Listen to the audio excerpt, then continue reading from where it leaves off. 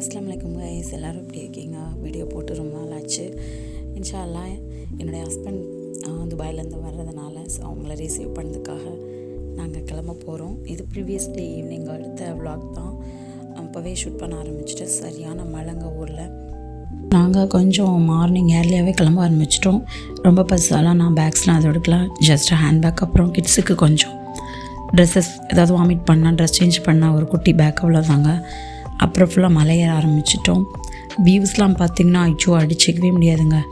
கேரளாங்கிறது God's own country மட்டும்தான், அவ்வளோ beautiful. இன்னும் நாங்கள் கேரளாக்குள்ளே என்ட்ரி ஆகல. பட் பாருங்களேன், அந்த மலை இதெல்லாம் பார்க்கும்போது ரியலி இவ்வளோ அழகாக இருக்கா இந்த நாடுலாம் அப்படின்ட்டு நமக்கு ரசிக்க தோணும். எங்களுக்கு திருவனந்தபுரம் ஏர்போர்ட் தாங்க ரொம்பவே கிட்டக்க. ஸோ நாங்கள் எப்போவுமே என்னோடய ரிலேஷன்லேருந்து யார் வந்தாலுமே சரி, என்னோடய ஃபேமிலி மெம்பர்ஸ் யார் வந்தாலுமே சரி, இந்த மாதிரி திருவனந்தபுரம் ஏர்போர்ட்டில் தான் போய் ரிசீவ் பண்ணுவோம்.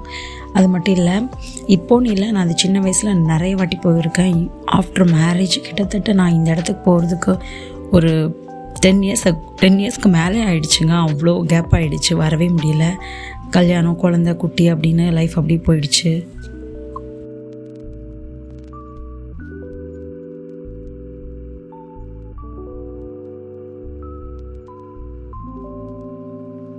இந்த கடையில் டீ குடிச்சிட்டு அது பக்கத்துலேயே ஒரு ஸ்டோர் இருந்தது, பார்த்தேன். இந்த கடையில் வந்து நிறைய தேன் வச்சுருந்தாங்க. பார்க்கவே ரொம்ப அழகாக இருந்தது. கிளாஸ் பட்டியில் வச்சு ஒரிஜினல் தேன்னு நினைக்கிறேன். ரொம்ப அழகாக இருந்தது. எனக்கு வாங்கணும்னு ஆசை. சரி, நெக்ஸ்ட் டைம் வந்தால் வாங்கிக்கலான்ட்டு அப்படி விட்டாச்சு. ஃபைனலி ஏர்போர்ட் ரிசீவ் ஆகிட்டோங்க. ஆல்ரெடி நான் சொன்ன மாதிரி நான் மோஸ்ட் ஆஃப் தி டைம் இதுக்கு முன்னாடி வரும்போதெல்லாம் ஏர்போர்ட் எவ்வளோவா தெரியவே செய்யாது. ஏன்னா நைட் டைம் வர்றதுனால ஜஸ்ட் லைட்ஸ் மட்டும் தான் தெரியும். இந்த மாதிரி ரோட்வேலாம் தெரியாது. மார்னிங் வியூவில் இப்போ தான் பார்க்குறேன். நல்லாவே இருந்துச்சு ஏர்போர்ட். ஆக்சுவலி நீட்டாக நல்லா இருந்தது. அப்புறம் கிட்ஸ்லாம், அப்புறம் என்னோட டேடி எல்லாமே வந்திருந்தாங்க ஹஸ்பண்ட் அழைக்கிறதுக்கு. எல்லாருமே அப்படி ஜஸ்ட் அப்படி பார்த்துட்டே போனோம். டெர்மினல் 1 தான் அவங்க வர்றதா இருந்தது. அவங்களுக்காக ரொம்ப நேரமாக வெயிட் பண்ணோம். பட் அவங்க சீக்கிரமாகவே வந்துட்டாங்க.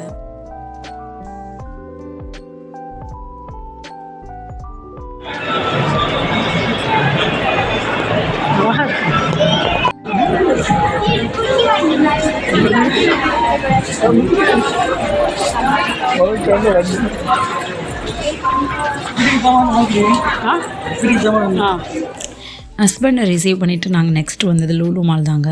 இந்த லூலு மால் பார்க்கணுன்னு நான் ரொம்ப நாளாகவே பிளான் பண்ணிகிட்டு இருந்தேன். சரி, எப்படியாச்சும் இந்த வாட்டி பார்த்துடலாம் அப்படின்ட்டு கொஞ்சம் பர்ச்சேஸ் பண்ணிட்டு போகலான்னு வந்தோம். பட் ரேட்லாம் பார்த்திங்கன்னா என்னை பொறுத்த வரைக்கும் ஓகே, காஸ்ட்லியாக தான் இருக்குது.